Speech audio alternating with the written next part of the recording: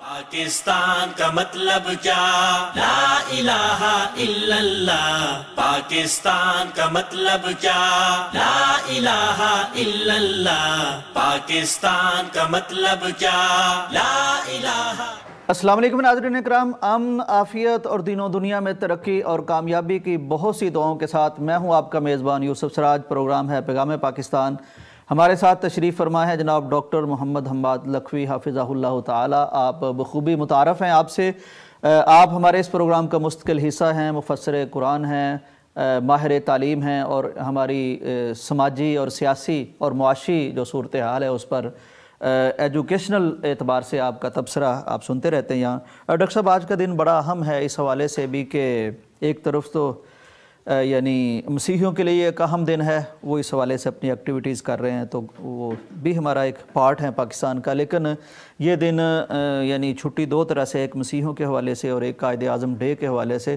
قائد اعظم کو ڈاکٹر صاحب اور خاص طور پر ان کی جو مساعی ہے بانیہ پاکستان ہونے کے حوالے سے، اور پھر ڈاکٹر صاحب جو انہوں نے اصول پسندی ہے، ان کی دیانتداری ہے، ان کی سٹرگل ہے، محنت ہے، اور پھر نکتہ سنجی جو ان کی ہے. یعنی انہوں نے کہا جاتا ہے کہ ایک ایسا وکیل شخص تھا جس نے ٹائپ رائٹر کے ذریعے سے دوسروں کو متاثر کیا اور پاکستان حاصل کر لیا. ایک تو ڈاکٹر صاحب اس حوالے سے کہ قائد اعظم کیسا پاکستان دیکھنا چاہتے تھے، ان کے ذہن میں اس پاکستان کے مقاصد کیا تھے، اور پھر یعنی وہ ہزاروں علماء اکرام جو پاکستان کی تائید کر رہے تھے اور اس کا علم لے کے کھڑے تھے اور اس کو یعنی اتنا اسلام کے ساتھ نتھی کر رہے تھے کہ پاکستان کا مطلب کیا، لا الہ الا اللہ، یہ ورد زبان ہو گیا تھا نعرہ. تو ان کی خواہشات اور امنگیں کیا تھیں. تو آج کے دن قائد اعظم کے حوالے سے ہمیں پاکستان کا اور اپنا جائزہ کس طرح سے لینا چاہیے؟ بسم اللہ الرحمن الرحیم. دیکھیں، قائد اعظم جو ہیں محمد علی جناح، وہ صرف ایک شخصیت نہیں تھے بلکہ وہ ایک لیجنڈ تھے، اور ایک پوری یعنی انہوں نے ایک پوری تاریخ رقم کی ہے. اور صرف پاکستان بنانے کے حوالے سے دیکھیں، پاکستان بننا میں سمجھتا ہوں کہ یہ ایک معجزہ ہے.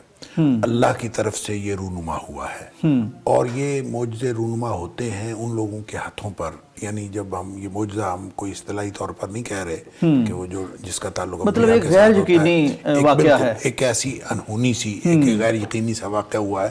اور یہ ہوتا ہے تاریخ میں انہی لوگوں کے ساتھ ہوتا ہے جو اس فیلڈ میں یا اپنے فیلڈ میں جو بہت مہارت کے ساتھ، پوری نیک نیتی کے ساتھ، پوری جانفشانی کے ساتھ محنت کر رہے ہوتے ہیں. تو اس کے نتیجے میں اللہ تعالیٰ کوئی نہ کوئی ایسی ان کو خبر کامیابی نصیب کرتا ہے کہ دنیا دنگ رہ جاتی ہے. تو دنیا دنگ رہ جاتی ہے. یہ صرف مسلمانوں کے لیے نہیں، یہ غیر مسلموں کے لیے بھی، ہر ایک کے لیے ہے. جو محنت کرتا ہے وہ اس کے ذریعے سے کوئی نہ کوئی. اور جب ہم قائد اعظم کو دیکھتے ہیں تو قائد اعظم ایک انتہائی زیرک انسان تھے. قانون تو انہوں نے پڑھائی تھا، قانون کے ماہر تو وہ تھے ہی، لیکن ان کی مستقل مزاجی، پھر ان کے خاص طور پر جو نیک نیتی اور دیانتداری، صرف اپنے کریکٹر کے ساتھ نہیں، اپنے آپ کے ساتھ نہیں، بلکہ قوم کے ساتھ، اللہ کے ساتھ، ہر ایک کے ساتھ انہوں نے ایک پورا اپنا ایک ٹریک بنایا تھا.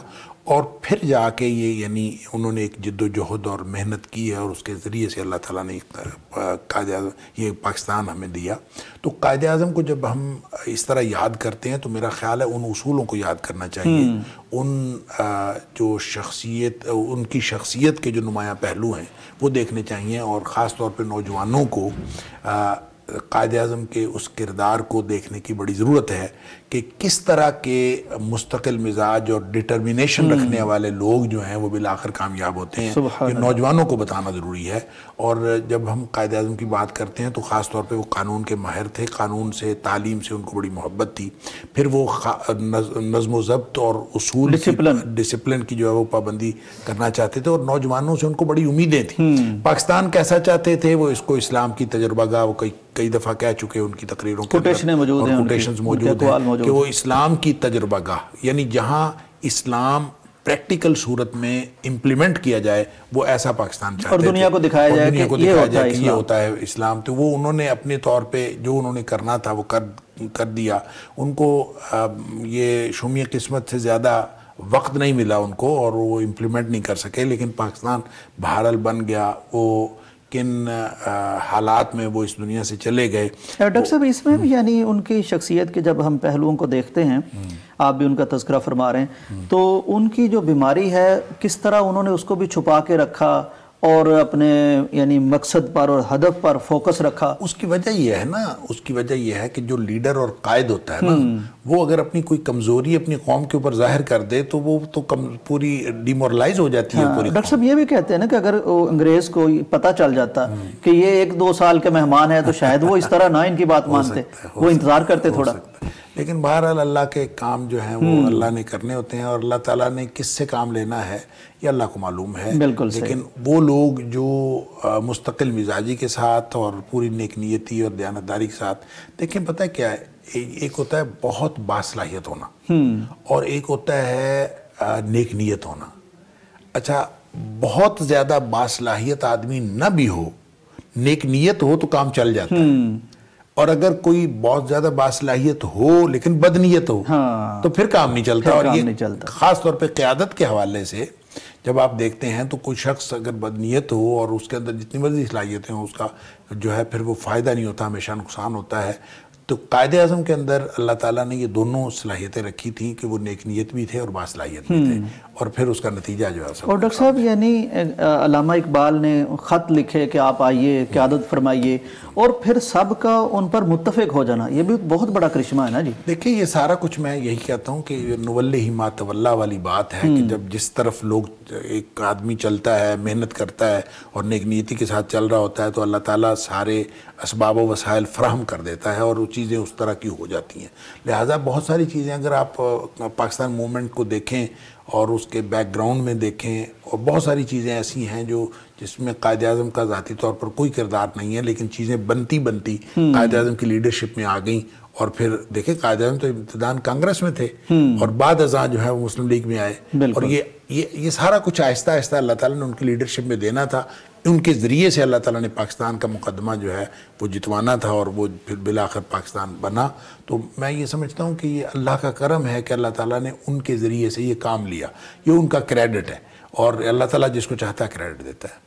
ڈاکٹر صاحب یہ فرمائیے کہ قائد اعظم کا ایک نظریہ تھا جو ظاہر ہے پوری قوم کا نظریہ بن گیا، جس کو 2 قومی نظریہ کہا گیا. پہلے تو میں چاہوں گا ڈاکٹر صاحب ہماری نئے نسل کے لیے، ہمارے نوجوانوں کے لیے 2 قومی نظریے کو بھی ہم تھوڑا سا ایکسپلین کر دیں کہ وہ تھا کیا، وہ ہے کیا، اور اب ہمیں کہیں نظر آتا ہے یا کیسا نظر آتا ہے. دیکھیں جب آپ 2 اقوام کی بات کرتے ہیں نا تو مسلمان اور ہندو 2 قومیں برصغیر کے اندر رہتی تھیں، اور ان دونوں اقوام کی پوری تاریخ، بیک گراؤنڈ، ایک کے ہیرو تھے تو دوسرے کے جو ہیں وہ دشمن تھے. تو پھر ان کا جو آپس میں اٹھنا بیٹھنا، ان کا جو کلچر تھا اس کے اندر بہت زیادہ فرق تھا، ان کے نظریات کے اندر بہت زیادہ فرق تھا، ان کے عقائد کے اندر بہت زیادہ فرق تھا. ایک جو ہے وہ گائے کی پوجا کرتے ہیں، اس کو ماں سمجھتے ہیں، اور دوسرے ان کو ذبح کر کے کھا جاتے ہیں، کباب بنا کے کھا جاتے ہیں. کباب بنا کے کھا جاتے ہیں. تو یہ بالکل جو ہے نا یہی 2 قومی نظریہ ہے کہ 2 پاکستان مسلمان، اور جو پاکستان بننا اس لیے ضروری تھا کہ مسلمان اور ہندو 2 الگ الگ اقوام ہیں. ظاہر ہے کہ جب قوم کوئی ہوتی ہے تو کسی نظریے کی وجہ سے ہوتی ہے، کسی عقیدے کی وجہ سے ہوتی ہے. وہ نظریہ، وہ عقیدہ، وہ کلچر، وہ سارا ہی مختلف تھا. اس لیے پاکستان بننا جو ہے وہ بہت ضروری تھا. اس کو 2 قومی نظریہ کہا گیا. اور جب 2 قومی نظریہ کہا جاتا ہے تو جو مسلمان قوم کے جو ان کا یعنی پرومیننٹ نظریہ ہے، یا جو ڈسٹنکٹیو کہنا چاہیے، جو امتیازی نظریہ ہے، وہ تو اسلام ہے. تو اس کا مطلب ہے 2 قومی نظریہ اصل میں اسلام کا نظریہ ہی ہے. نظریہ اسلام ہی 2 قومی نظریہ ہے. کہ جب آپ کہتے ہیں کہ اسلام جو ہے وہ آپ کو ایک امتیازی شناخت دیتا ہے، تو مسلمانوں کو اسلام نے امتیازی شناخت عطا کر رکھی تھی، عطا کر رکھی ہے. مسلمان اپنی شناخت کو، اور آئیڈینٹی کرائسس کے اندر میں سمجھتا ہوں آج کے دور کا یہ بہت بڑا موضوع ہے کہ جو بچے ہیں آج کل کے، اور آج کل کی جو یوتھ ہے، ان کو بہت بڑا یہ شناخت کا مسئلہ ہے کہ وہ اپنے آپ کو، کوئی کہتا ہے میں ایکس مسلم ہوں، کوئی کہتا ہے میں نان پریکٹسنگ مسلم ہوں، کوئی کچھ کہتا ہے، کوئی کچھ کہتا ہے. تو ان کو اپنی وہ جو پہچان تھی، جو ایک پریکٹسنگ اور بینگ ٹرو مسلم، وہ شاید اس کا کوئی احساس نہیں رہا کہ یہ تو ہمارا اعزاز تھا. اور آج جو ہے مسلمان وہ اس سے دور ہوتے چلے جا رہے ہیں، اور خاص طور پہ ینگ جنریشن جو ہے اس سے دور ہوتی جا رہی ہے. تو اس کو واپس لانے کی ضرورت ہے. اس وقت اسی چیز کی اہمیت سمجھی گئی، اسی کو دو قومی نظریہ کہا گیا، اور اسلام کی اسی شناخت کی وجہ سے مسلمانوں کا یہ جو امتیاز تھا یہ کھل کے سامنے آیا، اور اسی بنیاد پر پاکستان کی موومنٹ چلی اور بالآخر پاکستان بن گیا۔ بالکل صحیح۔ ڈاکٹر صاحب یہ فرمائیے کہ قائد اعظم کے ذہن میں ریاست کا، آئندہ ریاست کا یا پاکستان کا جو تصور تھا ایک فلاحی ریاست، تو ایک فلاحی ریاست پانے میں یا اسے بنانے میں ہم کتنا کامیاب ہوئے ہیں؟ کن کن گوشوں پر ہمیں زیادہ مزید توجہ دینے کی ضرورت ہے؟ ظاہر نظریہ پاکستان کا تو آپ نے فرما دیا کہ یہ اب ہماری نئی نسل کو جو شناخت بحران کا شکار ہو رہی ہے، ان کو پھر سے اس کو دہرانا چاہیے، بتانا چاہیے کہ ہمارے آباء و اجداد نے قربانیاں دی ہیں تو اس دو قومی نظریے پر دی ہیں کہ وطن سے نئی نظریے سے قوم بنتی ہے، اور نظریے سے ہم نے ملک لیا تھا۔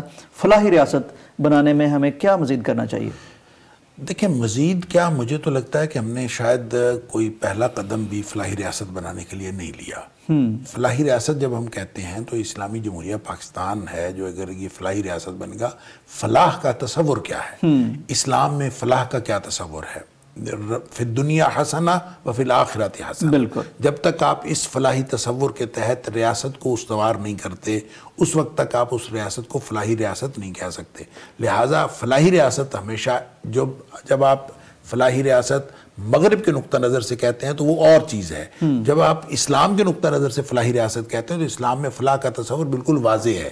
لہٰذا جب تک اس فلاح کے تصور کے مطابق ریاست جو ہے وہ عوام کو وہ ساری فیسلٹیز، وہ سارا عقیدہ، وہ سارے بنیادی جو بنیادی شرائط ہیں اور جو بنیادی خصائص ہیں وہ پیدا کرنے کے لیے جب تک ریاست ان کو گائیڈ نہیں کرتی، ان کو فیسیلیٹیٹ نہیں کرتی اور ان کو ایک پوری گائیڈ لائن فراہم نہیں کرتی، اس وقت تک آپ فلاحی ریاست نہیں کہہ سکتے۔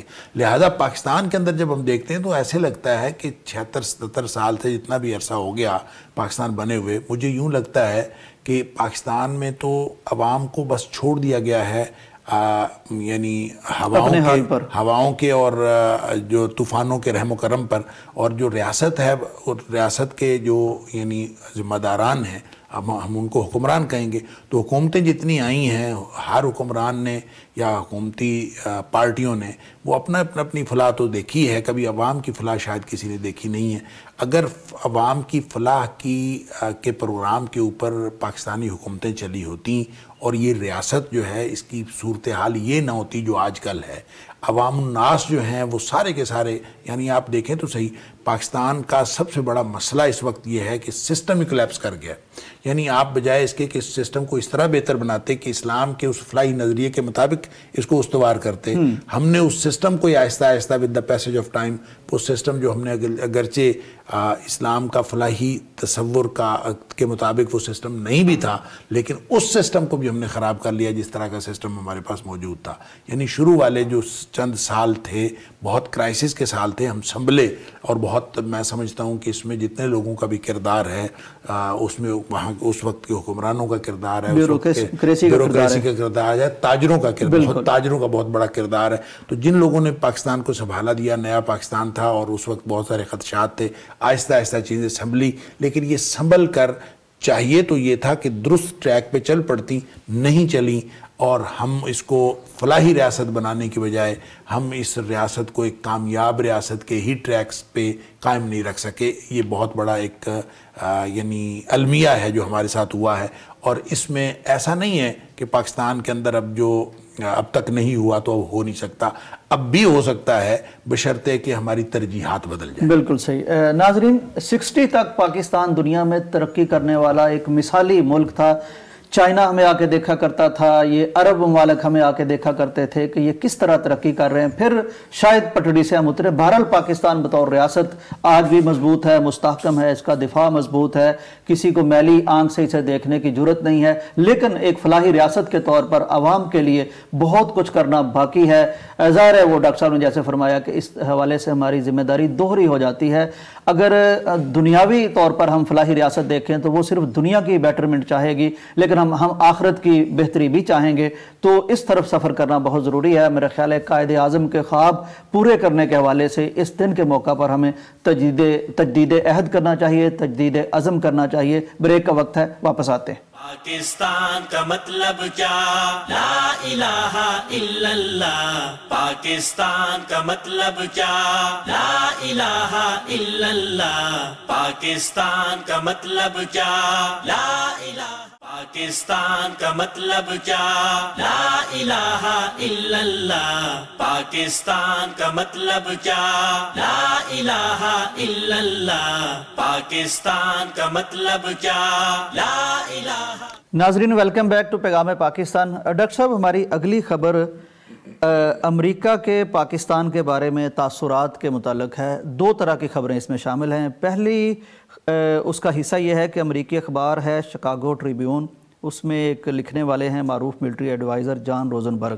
انہوں نے ایک آرٹیکل لکھا ہے جس میں بتایا ہے کہ دنیا کے امن کے حوالے سے پاکستان کا کردار بہت شاندار ہے، اور اس کی کچھ انہوں نے وضاحت بھی لکھی ہے کہ 3 لاکھ سے زائد فوجی انہوں نے متعین کیے دنیا کے امن کے لیے، دہشت گردی کے خلاف۔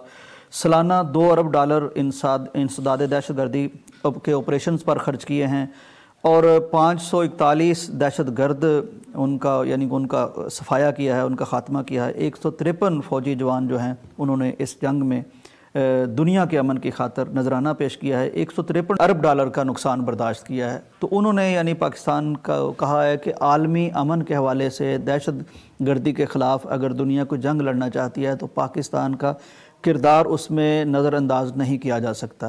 ایک تو ڈاکٹر صاحب اس پہ آپ کی میں رائے لے لوں، پھر میں اس کا اگلا حصہ بھی آپ کی خدمت میں پیش کرتا ہوں۔ اگلا حصہ ڈاکٹر صاحب یہ ہے کہ یہی امریکہ، تاکہ تصویر کے دونوں رخ سامنے آئیں۔ بالکل ٹھیک ہے، اور تاکہ پتہ چل جائے کہ یہ دونوں ہم مکس کیوں کر رہے ہیں، ملا کیوں رہے ہیں۔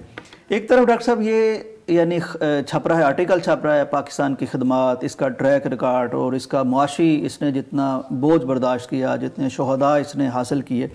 دوسری طرف پاکستان اپنے دفاع کے لیے اگر میزائل ٹیکنالوجی میں کچھ کرتا ہے، اپنے دفاع کے لیے کوئی انویسٹمنٹ بھی کرتا ہے، اور اس میں کوئی سائنسی تجربے بھی کرتا ہے، اور اس میں کوئی کہ معاملات کو آگے بڑھاتا ہے، تو امریکہ کا کہنا یہ ہے کہ اب پاکستانی میزائل ٹیکنالوجی سے ہم امریکہ میں بیٹھے ہوئے شاید محفوظ نہیں ہیں۔ پاکستان کے عزائم لگ رہے ہیں کہ اتنا بڑا بھی میزائل دور مار رینج کا بنا لے گا کہ اب امریکہ محفوظ نہیں رہے گا۔ تو سمجھ نہیں آتی ڈاکٹر صاحب، ایک طرف کہتے ہیں کہ دنیا کے امن کے لیے پاکستان کی خدمات وہ نظر انداز نہیں کی جا سکتی، دوسری طرف وہ تھوڑا سا انہیں خوف بھی ہوتا ہے کہ اب شاید ہم ہی ان سے نہیں بچ پا رہے۔ دیکھیں، اس میں ایک تو بات یہ ہے کہ جس شخص نے یہ کالم لکھا ہے اس کو آپ امریکن گورنمنٹ کی پالیسی تو نہیں کہہ سکتے، لیکن ان کا ملٹری ایڈوائزر ہے۔ میں ایک بات کرتا ہوں کہ اس کی وہ ایک ذاتی رائے ہو سکتی ہے، لیکن بہرحال امریکی جس طرح سے امریکی گورنمنٹ کی آپس میں کوارڈینیشن ہے، اس میں یہ بہت ریئر بات ہے کہ کوئی ان کا آفیشل جو ہے اپنی ذاتی رائے کے اوپر کالم لکھے، اس کو گورنمنٹ کی پالیسی ہی سمجھا جا سکتا ہے۔ لیکن دوسری طرف جو ہے وہ ان کو پاکستان کے بیلسٹک میزائل پروگرام سے تشویش ہے، بلکہ خوف ہے کہ ان کا خیال یہ کہ ان کو ختم کر دینے چاہیے، اس کے اوپر پابندیاں لگانے کا سوچ رہے ہیں۔ 3 کمپنیوں پہ پابندیاں لگا دیں۔ اچھا، یہ جو کنٹرڈکشن ہے، یہ جو تضاد ہے، یہ ہمیشہ سے بڑی طاقتوں میں تضاد رہا ہے، سٹک اینڈ کیرٹ۔ اور خاص طور پہ میں یہ سمجھتا ہوں کہ جو امریکہ کا کردار ہے پوری دنیا میں امن قائم کرنے کے حوالے سے تو ہمیشہ دورہ رہا ہے، ان کا دورہ معیار رہا ہے۔ اب دیکھ لیں آپ غزہ کے اندر کیا کچھ ہو رہا ہے، اسرائیل کی مدد، پاکستانی میزائل تو استعمال نہیں ہو رہے، امریکن اسلحہ استعمال ہو رہا ہے، اور یہ سب کچھ امریکہ کی شے پر ہو رہا ہے، اور امریکہ خود کروا رہا ہے، خود بلکہ اس کا تعاون ہے بڑا واضح، ان کا تعاون وہاں پہ موجود ہے، اور یہ اتنا بڑا میسیکر جس کو قتل عام کہتے ہیں کہ اتنا بڑا قتل عام انہوں نے کیا ہے، اور اس کے اندر وہ خود شامل ہے اور بات کرتا ہے دنیا کے امن کی، تو ان کے تضاد بیانی تو اسی بات سے ظاہر ہے۔ اور باقی جو علاوہ ازیں جو پاکستان کے میزائل پروگرام کے حوالے سے ان کی جو تشویش ہے، وہ تشویش بجائے ہے اس اعتبار سے کہ وہ تو یہ چاہتے ہیں کہ پاکستان جو ہے ہمارا دست نگر رہے، اور ان کا خیال یہ ہے کہ پاکستان کو اپنے دفاع کا کوئی حق نہیں ہے، اور پاکستان دفاع نہ کر سکے۔ پاکستان پوری دنیا میں جو اسلامی ممالک ہیں ان سارے ممالک میں سب سے زیادہ جو لیڈنگ رول پلے کر رہا ہے دفاع کے حوالے سے پاکستان ہے، کیونکہ واحد اسلامی ایٹمی طاقت ہے، تو اس کے اوپر جو ہے وہ بہت سارے جو دیگر جو ممالک ہیں ان کی دفاع کا انحصار بھی بعض اوقات اسی کے اوپر آ جاتا ہے. تو پاکستان اگر لیڈ کرے تو پاکستان پوری دنیا کے جو اسلامی ممالک ہیں ان کو لیڈ کر سکتا ہے. تو یہ بات امریکہ کو کیسے بھا سکتی ہے اور کیسے ان کو پسند آ سکتی ہے. اور ویسے بھی جو ان کو جو خطرہ ہے امریکہ کے اوپر، امریکہ تک میزائل پہنچنے کا خطرہ نہیں ہے، ان کو اسرائیل تک میزائل پہنچنے کا خطرہ ہے. یعنی طوطے میں جان کسی اور کی ہے، جان کسی اور کی ہے، اس کو خطرہ ہے. ہاں، اصل مسئلہ ان کو یہ نہیں ہے کہ امریکہ تک ان کے میزائل پہنچ جائیں گے، ان کو مسئلہ یہ کہ اسرائیل تک پہنچ جائیں گے. اور جب اسرائیل تک پہنچ جائیں گے اور اسرائیل اگر غیر محفوظ ہے تو اس کا مطلب امریکہ میں غیر محفوظ ہے. تو یہ اصل میں ان کے آپس میں کوارڈینیشن کا یہ مسئلہ ہے. تو پاکستان کو بالکل حق حاصل ہے، اور پاکستان کیوں نہ کرے. پاکستان نے اپنی حفاظت کے لیے اور اپنی جو نظریاتی اور جغرافیائی سرحدیں ہیں ان کے تحفظ کے لیے اور اپنی حفاظت کے لیے اور اپنی سیکیورٹی کے لیے، اپنے امن و امان کے لیے اور خطے میں امن و امان قائم کرنے کے لیے جو اپنا میزائل پروگرام جاری رکھا ہوا ہے، میں یہ سمجھتا ہوں کہ یہ بہت ضروری ہے.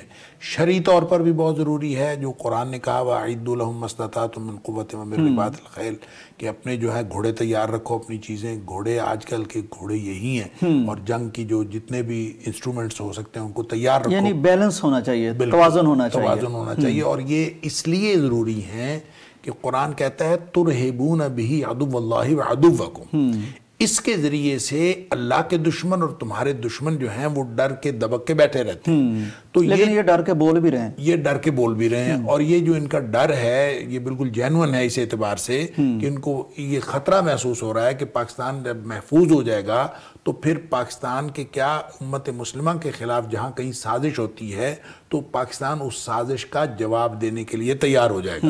تو اس لیے ان کو یہ تشویش ہے، اور میں پاکستان کو یہ بالکل غلط ہے، بے جا ہے، ان کی تضاد بیانی ہے، دوہرا معیار ہے اور منافقت ہے. ڈاکٹر صاحب یہ فرمائیے کہ جو ان کا اعتراض ہے کہ پاکستان پر جو انہوں نے اعتراض کر دیا، اب ٹریک ریکارڈ دیکھیں امریکہ کا اور پاکستان کا، تو آپ کو کیا لگتا ہے ان میں سے زیادہ ذمہ دار کون سا ملک ثابت ہوا؟ بھائی خود جو اس کے ملٹری ایڈوائزر نے جو مضمون لکھا ہے جس کا آپ نے ذکر کیا ہے، وہ تو خود پاکستان کے کردار کا اعتراف کر رہے ہیں. اور صرف پاکستان کے لیے، پاکستان کے اندر نہیں، پاکستان سے باہر اور پوری دنیا میں، یہ باہر کا ہے، پوری دنیا میں جو پاکستانی افواج نے اور پاکستانی قوم نے جتنا کردار ادا کیا ہے، اور پاکستان نے بطور ریاست جو کردار ادا کیا ہے، اقوام متحدہ کے ساتھ مل کے، اقوام متحدہ کے ساتھ مل کے، یا جس طرح بھی جو جتنے بھی امن پروگرام ہیں ان کے اندر جو پاکستان کا رول ہے ہمیشہ پازیٹیو رہا ہے. اور اس کا خود اعتراف کیا جا رہا ہے امریکہ کی طرف سے کہ پاکستان کا رول پازیٹیو رہا. اصل تو پاکستان کا کردار یہ ہے جس کا اعتراف جو ہے وہ کہتے ہیں کہ الفضل ما شاہدت بہ الاعداء، کہ جو دشمن جو ہے نا، مخالف بھی جس کا اعتراف کرتے ہیں، مخالف بھی جس کا اعتراف کرتا ہے تو اصل تو خوبی وہ ہوتی ہے. تو یہ خوبی وہ ہے جو مخالف بھی اعتراف کر رہا ہے، لیکن ساتھ ہی ساتھ ان کو تکلیف ہے. تکلیف جو ہے وہ کہیں اور ہے اور چیخیں جو ہیں کسی اور طرح کی ہیں. تو اصل میں اس ساری صورتحال کو ہمیں سمجھنا چاہیے. اور میں یہ سمجھتا ہوں کہ گورنمنٹ آف پاکستان اور ریاست پاکستان کو اپنے موقف پہ ڈٹا رہنا چاہیے. اور پاکستان نے جو امریکہ کی ان پابندیوں کے جواب میں جو کچھ موقف اختیار کیا ہے، بالکل زبردست موقف اختیار کیا ہے. اور اس پہ پوری قوم جو ہے وہ گورنمنٹ آف پاکستان اور ریاست پاکستان کے ساتھ کھڑی ہے. اور ہمیں پورا حق حاصل ہے اور اپنے تحفظ کے لیے اور اپنی جو یعنی خود مختاری کو قائم رکھنے کے لیے ہم جو بھی کر سکے ہم انشاءاللہ ہمیں کرنا چاہیے. اور یہ میزائل پروگرام جو ہے پاکستان کی خود مختاری کے لیے بہترین ایک انسٹرومنٹ ہے اور اس کو جاری رکھنا چاہیے. بالکل ڈاکٹر صاحب، یہ مجھے یوں لگ رہا ہے جیسے اگر کوئی بندہ اپنی حفاظت کے لیے پسٹل خریدتا ہے تو ہمسایہ کا کوئی چور کہے کہ جی میں تو اب ڈرنے لگا ہوں کہیں یہ مجھ کو ہی نہ مار دے، تو میرے خیال اسے اپنی نیت کی اصلاح کرنی چاہیے. ڈاکٹر صاحب، یہ ایک اور پاکستان کی بڑی شاندار کامیابی ہے جی. آپ کو معلوم ہی ہے کہ فیصل آباد میں ہماری ایک زرعی یونیورسٹی ہے جس میں زراعت کے متعلق بڑی شاندار قسم کی تحقیقات ہوتی رہتی ہیں. تو اب یہ تحقیق تو خیر واشنگٹن اسٹیٹ یونیورسٹی کے تعاون سے ہوئی ہے کہ موسمیاتی تبدیلیوں کے خلاف جو قوت مزاحمت ہماری فصل کی یا کاشت کی ہو سکتی ہے. بالخصوص ڈاکٹر صاحب یہ چنے کی جو ہماری یعنی دالیں ہیں یا چنے کی جو پیداوار ہے اس پر انہوں نے کی ہے. اس میں دو تین چیزیں بڑی اہم ہیں ڈاکٹر صاحب. ایک تو یہ کہ برانی علاقوں میں عام طور پر بارشیں ہوتی ہیں تو چنے کی فصل ہو جاتی ہے، لیکن یہ سراب ہونے والی فصلوں کے بارے میں، زمینوں کے بارے میں ہے. وہ کہتے ہیں ایک تو اس تحقیق سے جہاں 5 من پیداوار ہوتی تھی وہاں 25 من تک ہو جائے گی، ایک یہ اس میں اہم بات ہے۔ دوسری اہم بات یہ ہے کہ وہاں جہاں پتہ نہیں کتنے پانی لگتے تھے صرف 3 پانیوں میں یعنی چنے کی ایسی قسم دریافت کر لی ہے، تیار کر لی ہے۔ جی بالکل تیار کر لی ہے، ظاہر موڈیفیکیشن وغیرہ جو بھی کی انہوں نے۔ تو پانی کم لگے گا ڈاکٹر صاحب، فصل زیادہ ہو جائے گی، اور موسموں کی شدت کے وار سہنے بھی اس میں ذرا زیادہ ان کے لیے گوارا ہو جائیں گے۔ تو یہ بڑی شاندار کامیابی کی خبر ہے۔ دیکھیں 5 من سے 25 من پہ چلے جانا، یہ تو 5 گنا ہو گیا نا پیداوار۔ اور دیکھیں یہ اللہ تعالیٰ نے جس شخص کو پیدا کیا ہے اس کے رزق کا بندوبست بھی کیا سبحان اللہ۔ اور یہ آئے روز اس طرح کی جو تحقیقات سامنے آتی ہیں کہ اسی جگہ سے پہلے 5 من آپ لے رہے تھے، اب آپ 25 من لیں گے، تو اس کا مطلب ہے کہ جو آبادی بڑھتی جا رہی ہے تو اس کے رزق کا بندوبست بھی تو رازق نے کرنا ہے نا، تو وہ کہیں مختلف جگہوں سے کرتا ہے۔ تو اس کا ایک تو پہلو یہ ہے کہ ہمیں اللہ کا شکر کرنا چاہیے، اور اللہ کا شکر ہمیشہ کرتے رہنا چاہیے۔ روزی کی فکر اس طرح نہیں کرنی چاہیے کہ ہم اپنی آبادی کم کرنا شروع کر دیں۔ دیکھیں 2 چیزیں ہیں، ایک ہے وسائل اور ایک ہے آبادی۔ آبادی بھی اصل میں ہیومن ریسورس ہے، ایک بہت بڑا ایک ذریعہ ہے ترقی کا، اور بہت بڑا یعنی ایک قوت اور سٹرینگتھ ہے ریاست کی۔ ہم نے یہی بات کی نا کہ جاپان بیچارہ وہ رو رہا ہے کہ ہماری ہیومن ریسورس کم ہے، سٹرینگتھ ہے۔ اب دیکھیں ایک طرف آبادی ہے، ایک طرف وسائل ہیں۔ اگر کہیں کسی کیلکولیشن میں یہ آ بھی جائے، جیسے مالتھس نے نظریہ پیش کیا، یا کوئی جدید آدمی کوئی ایسی کیلکولیشن کر دے کہ وسائل کم ہے، آبادی زیادہ ہے، تو اس میں وسائل بڑھانے کی بات کرنی چاہیے، آبادی کم کرنے کی۔ یہ تو نیگیٹو اپروچ ہے نا، یہ تو نیگیٹو اپروچ ہے کہ آبادی کم کرنا شروع کر دیں۔ پازیٹیو اپروچ یہ ہے کہ جو چیز کم ہے اس کو زیادہ کریں، تو اس میں زیادہ ہونے کا امکان نہیں ہے، یہ بات بالکل غلط ہے۔ ہمیشہ امکان موجود ہے، اور یہ خبریں سامنے آ رہی ہیں۔ اور ویسے بھی آپ دیکھ لیں، آج سے 50 سال پہلے ہماری گندم مثلاً ہوتی تھی تو وہ کتنے من فی ایکڑ پیداوار ہوتی تھی، اور اب کتنے من فی ایکڑ پیداوار ہوتی ہے۔ اسی جگہ سے اللہ تعالیٰ جو ہے نا وہ رزق کے جو یعنی ذرائع جو ہے، ذریعہ اتنا ہی ہے، اللہ تعالیٰ اس کے اندر اضافہ کرتا جاتا ہے۔ جس طرح آبادی بڑھتی جاتی ہے، جو یہاں پہ زیرو آتا ہے وہ اپنا رزق ساتھ لے کے آتا ہے۔ ایک تو اس کا معاملہ یہ ہے۔ بالکل صحیح۔ دوسرا اس کا پہلو یہ ہے کہ یہ بہرحال پاکستان کی جو خود مختاری ہے اور پاکستان کی جو معاشی خود مختاری ہے، یہ اربوں ڈالر لگتے ہیں ڈاکٹر صاحب یہ گندم اپنا دالیں وغیرہ منگوانے کے لیے، اس کے حوالے سے یہ بہت اچھی خبر ہے۔ اور جب آپ بہت سارا کچھ امپورٹ کر رہے ہیں اور دالیں وغیرہ امپورٹ کر رہے ہیں، اور اگر چنا آپ کے ہاں اتنا زیادہ یعنی 5 گنا زیادہ پیداوار ہوگی تو بہت زیادہ پاکستان کو امپورٹ نہیں کرنا پڑے گا، اور اس سے جو ہے وہ پاکستان کی جو معاشی خود مختاری اس کے اوپر بھی بہت اچھے اثرات پیدا ہوں گے۔ لہٰذا یہ ہر اعتبار سے بہت اچھی خبر ہے، اور اس طرح کی خبروں پہ اللہ کا شکر ادا کرنا چاہیے۔ بالکل صحیح۔ ناظرین اکرام، یہ 2 باتیں بڑی اہم ہیں۔ ایک تو یہ کہ ایک چیز ہوتی ہے برکت، اللہ تعالیٰ چیزوں میں جب برکت ڈالتا ہے تو یہ جیسے اب یہ ریسرچ کر کے یعنی 5 من کی جگہ 25 من آ جائے گی، تو یہ نظریہ ٹھیک نہیں ہے کہ جیسے ڈاکٹر صاحب نے فرمایا کہ ہم آبادی کم کرنے لگ جائیں یا اس چیز کی فکر کریں جس کا ذمہ اللہ نے لیا ہے۔ دوسری بات ہم نے کی امریکہ کے حوالے سے، تو امریکہ کا اپنا ٹریک ریکارڈ یہ ہے کہ وہ غیر ذمہ دار ریاست ثابت ہوا ہے۔ ہیروشیما پر اگر کوئی ایٹم گرایا ہے تو پاکستان نے نہیں گرایا، عراق پر، دیگر ممالک پر اگر کسی نے اپنا اسلحہ چلایا ہے تو وہ پاکستان نے نہیں چلایا۔ پاکستان ایک عرصے سے ایٹمی ملک ہے، اللہ کا فضل ہے، کوئی کسی قسم کی غیر ذمہ داری کی بات اس سے نہیں ہوئی، نہ ہمارے میزائل بھی موجود ہیں، کسی کو کوئی ایسی شکایت نہیں، لیکن اپنے حق میں اپنے دفاع کے لیے بیلنس کریٹ کرنا یہ ہمارا حق ہے، اور یہی حکومت کا موقف ہے۔ بریک کا وقت ہے، واپس آتے ہیں۔ پاکستان کا مطلب کیا؟ لا الہ الا اللہ۔ پاکستان کا مطلب کیا؟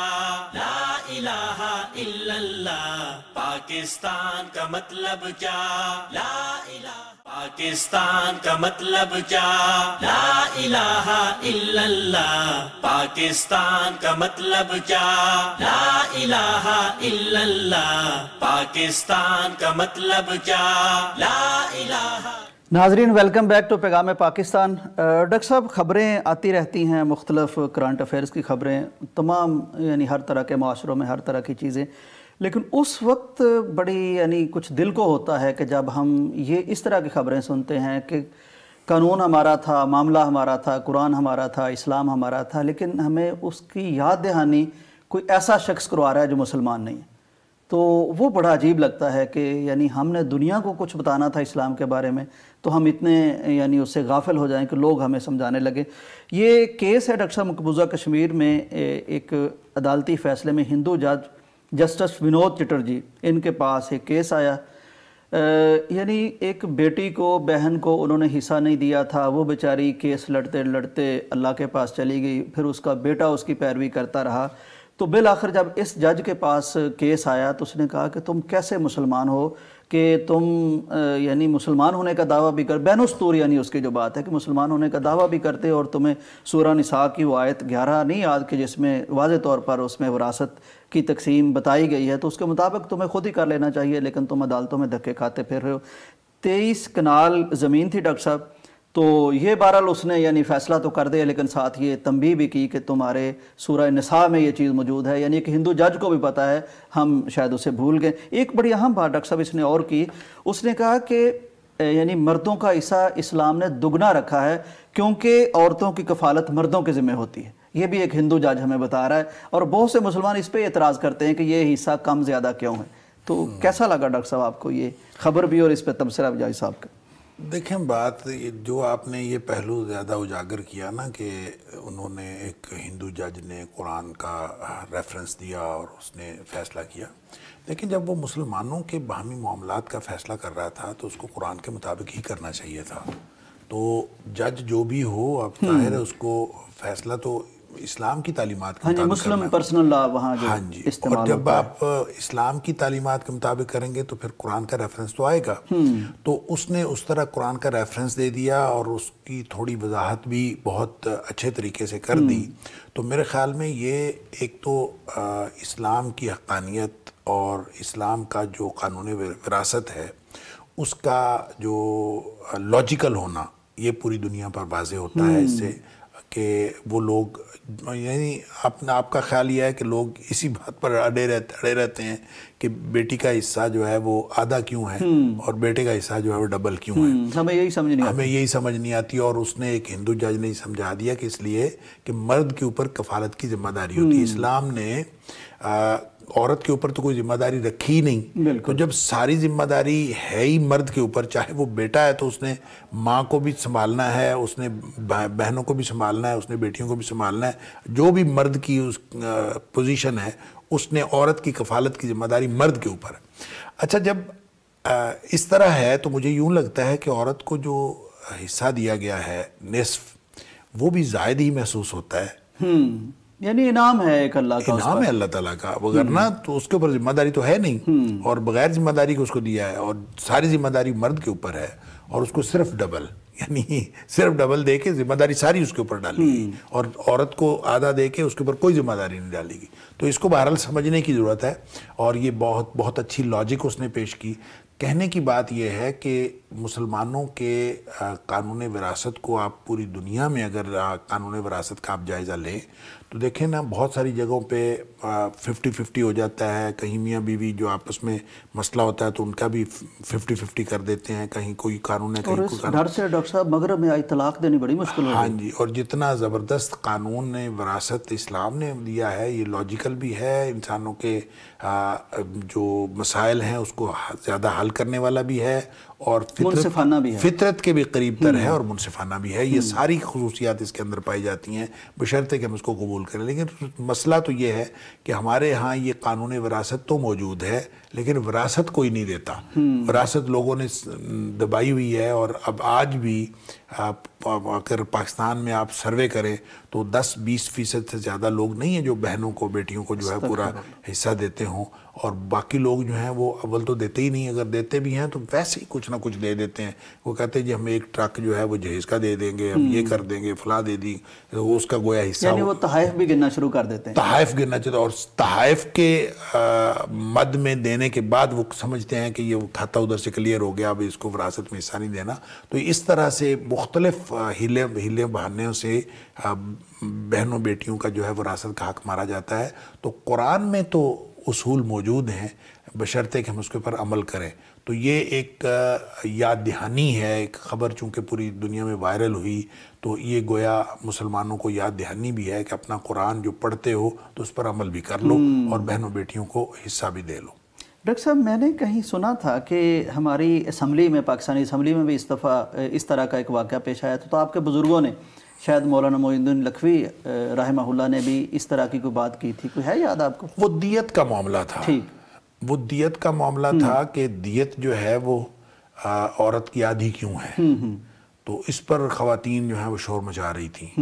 تو انہوں نے کہا کہ بس مسئلہ یہ ہے کہ مرد کی دیت جو ہے وہ عورت کی دیت سے ڈبل ہے، تو اگر مرد فوت ہو گیا تو اس کی دیت ملنی ہے، تو ملنی کس کو ہے؟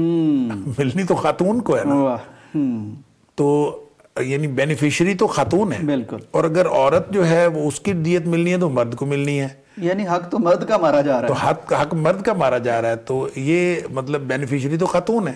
تو اس پر پھر وہ خواتین جو ہے وہ خاموش ہو گئی. اب ظاہر ہے بینیفیشری تو خواتین ہے. مطلب ایسے خام شور مچاتے ہیں، بہانے بناتے ہیں، حالانکہ یہ نہیں پتہ چلتا ہو سکتا ہے ہم خود بینیفیشری ہیں. بالکل بالکل. تو یہ وراثت کا جو قانون ہے یہ بھی بڑا زبردست، اور اسلام کے جتنے بھی قوانین ہیں، اللہ کا شکر ہے الحمدللہ، دل خوش ہو جاتا ہے، دل چاہتا ہے کہ ہم ہمیشہ شکر کرتے رہیں کہ اللہ نے ہمیں مسلمان بنایا ہے. اس پر ہی ہمیں ہمیشہ شکر کرتے رہیں، تو کبھی ہمارا یہ شکر پورا نہ ہو جو اللہ تعالیٰ نے اتنی بڑی نعمت ہمیں عطا فرمائی، اسلام اور ایمان والی. لیکن یہ ہے کہ اگر ہم اس پر عمل نہیں کرتے تو اتنے بڑے مجرم ہیں ہم جب ہم اس کے اوپر عمل نہیں کرتے. کوئی شک نہیں، اللہ تعالیٰ ہمیں فہم قرآن اور عمل قرآن نصیب فرمائے. ڈاکٹر صاحب یہ خبر بھی بڑی دل کو چھو لینے والی ہے.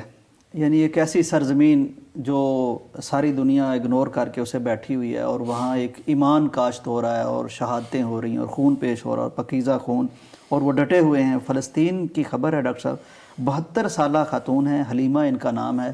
اب 72 سال کی عمر میں بندے کی کیا قوا میں یعنی وہ عزم ہلال آ جاتا ہے، لیکن انہوں نے ڈاکٹر صاحب 72 سال کی عمر میں قرآن حفظ کرنا شروع کیا، اور حفظ کر بھی لیا.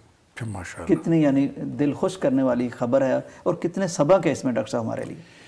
دیکھیں اس میں ایک سبق تو یہ ہے کہ جس شخص نے اور جس قوم نے اپنی زندگی دین کے لیے وقف کر لی ہے نا، ان کے لیے بھی کوئی چیز مشکل نہیں. جو خون پیش کر رہے ہیں ہم نے، ان کے لیے قرآن حفظ کرنا کون سا مسئلہ ہے. لہٰذا انہوں نے دین کو، قرآن کو، اسلام کو اپنی پہلی ترجیح بنایا ہے.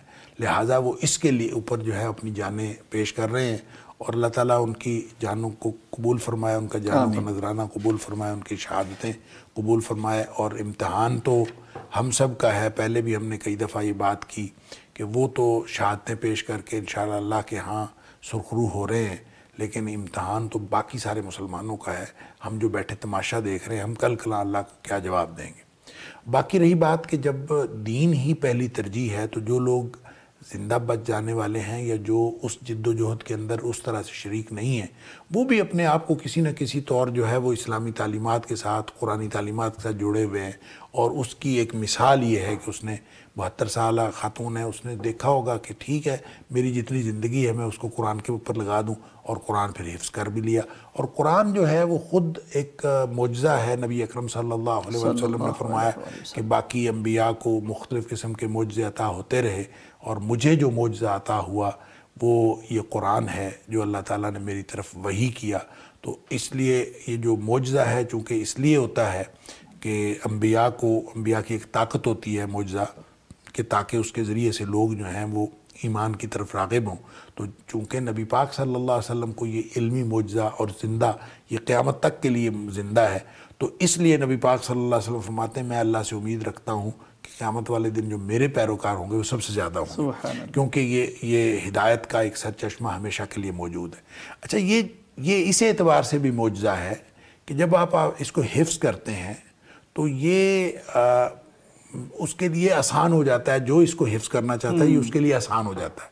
اور قرآن نے تو کہا وَلَقَدْ يَسَّرْنَا الْقُرْآنَ لِلذِّكْرِ فَهَلْ مِن مُدَّكِرٍ، کہ یہ نصیحت کے لیے آسان ہے. اور صحیح بات یہ ہے کہ آپ جس طرح سے بھی قرآن کے ساتھ اپنائیت کا سلوک کرنا چاہیں، قرآن اسی طرح سے آپ کے لیے آسانیاں پیدا کر دیتا ہے. ڈاکٹر صاحب یہ جو آپ نے آیت تلاوت فرمائی، تو ذکر کا مطلب یاد دہانی بھی تو ہوتا ہے، تو اس طرف بھی لے جایا جا سکتا ہے. ذکر کا مطلب، ذکر کے کئی معنی.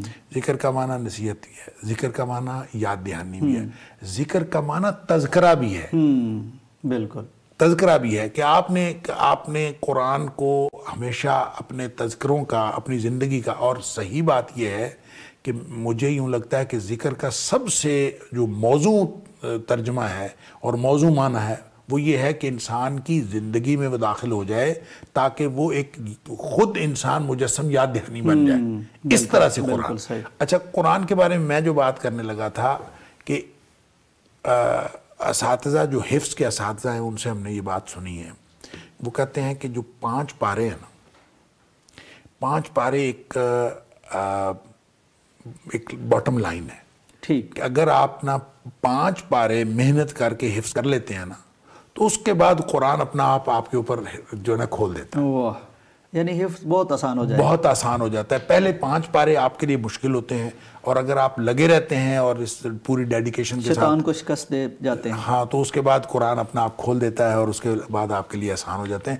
واللہ عالم، میں تو چونکہ حافظ نہیں ہوں اور مجھے پتہ بھی نہیں ہے، تو یہ تو حفاظ کرام ہی بتا سکتے ہیں کہ 5 پاروں کے بعد کیا صورتحال ہوتی ہے، لیکن بہرحال ہم نے حفظ کے اساتذہ سے یہ بات سنی ہے۔ تو بات یہ ہے کہ جو شخص، قرآن نے کہا نولیہ ما تولی، نبی اکرم صلی اللہ علیہ وسلم من کان للہ کان اللہ لہ، جو اللہ کا ہو جاتا ہے اللہ اس کا ہو جاتا ہے۔ تو جو شخص جس طرف چلتا ہے اللہ تعالیٰ اس کے لیے اسباب پیدا کر دیتا ہے، آسانیاں پیدا۔ تو 72 سال کی عمر میں اگر کسی نے کر لیا ہے تو 50 سال کی عمر والے، 40 سال کی عمر والے، 35 سال کی اور 25 سال اور 15 سال کی عمر والے، ان کے پاس کیا بہانہ ہے؟ اور قرآن کے ساتھ جو ہے کسی نے اگر اپنا تعلق استوار کرنا ہے تو ہر وقت اس کے لیے مواقع موجود ہیں۔